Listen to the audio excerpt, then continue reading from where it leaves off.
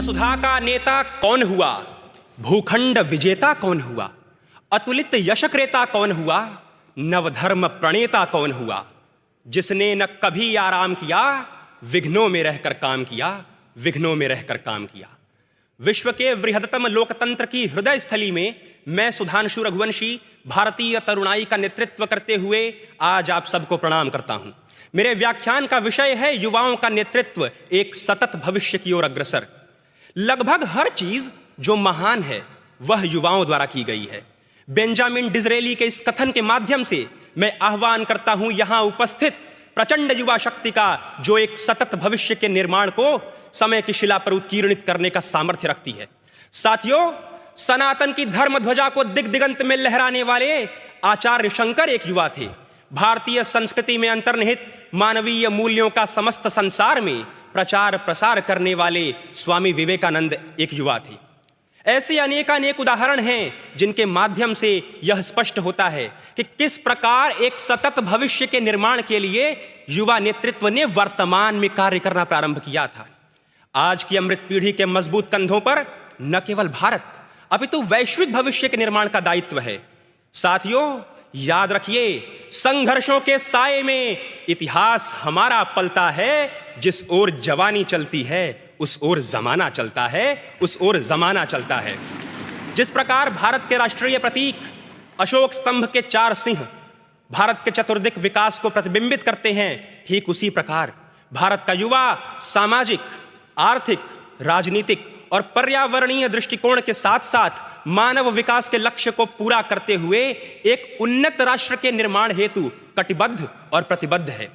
साथियों, सतत विकास का अर्थ है कि हम प्राचीन और अर्वाचीन का सामंजस्य रखें, जहां कला और साहित्य के साथ साथ तकनीक, प्रौद्योगिकी, कृत्रिम बुद्धिमत्ता, विज्ञान और अनुसंधान का अद्भुत साम्य दिखाई देता है, जहां भौतिक विकास, पर्यावरण संरक्षण और चारित्रिक उत्थान के साथ कंधे से कंधा और कदम से कदम मिलाकर आगे बढ़ता है। निसंदेह इस मार्ग में अनेकानेक बाधाएं हैं, किंतु प्रधानमंत्री जी के शब्दों में कहूं कि यदि भारत में लाखों चुनौतियां हैं तो 140 करोड़ समाधान भी तो हैं। आज मैं भारतीय युवा शक्ति का आह्वान करते हुए यह कहना चाहूंगा कि पीएम गति शक्ति योजना, प्रधानमंत्री जनधन योजना, प्रधानमंत्री विश्वकर्मा योजना जैसे भगीरथ उपक्रमों के साथ साथ हमें गिलहरी प्रयास करने की आवश्यकता है। अर्थात हर व्यक्ति अपने व्यक्तिगत स्तर पर 1/140 करोड़ भारत में, 1/140 करोड़ भारत आप, ऐसे छोटे छोटे किंतु महत्वपूर्ण प्रयास करें जिनसे हमारा भारत प्रतिक्षण प्रतिपल एक समृद्ध और संपन्न राष्ट्र बन सके। साथियों, मैं बताना चाहूंगा कि आज की भोगवाद की संस्कृति के विरुद्ध हमें ईशोपनिषद की यह पंक्ति याद रखने की आवश्यकता है, जिससे संयुक्त राष्ट्र महासभा द्वारा प्रस्तावित 17 सतत विकास के लक्ष्यों को हम परिपूर्ण कर सकते हैं कि तेन त्यक्तेन भुंजीथाः, अर्थात त्याग द्वारा भोग करें। साथियों, संविधान सदन के इस केंद्रीय कक्ष से मैं आपको संदेश देना चाहूंगा कि आज के युवा को आवश्यकता है कि वह कार्य से प्रेम करे और प्रेम से कार्य करे, क्योंकि अथर्ववेद में सूक्ति है, कृतं मे दक्षिणे हस्ते जयो मे सव्याहितः, अर्थात यदि कार्य मेरे दाहिने हाथ में है तो विजय मेरे बाएं हाथ में आ ही जाएगी। हे 21वीं सदी के महान स्वप्न द्रष्टाओं, मैं आपको आश्वस्त कराना चाहूंगा कि आज की तरुणाई के लिए कुछ भी असंभव नहीं है। केवल इस पंक्ति को आत्मसात करने की आवश्यकता है कि कवन सो काज कठिन जग माही, जो नहीं होहि तात तुम पाही।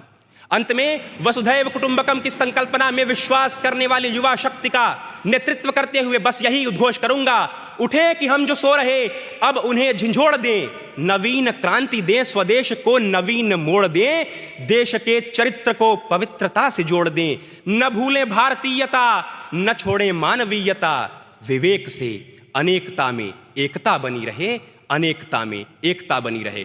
बहुत बहुत धन्यवाद। जय हिंद, जय भारत।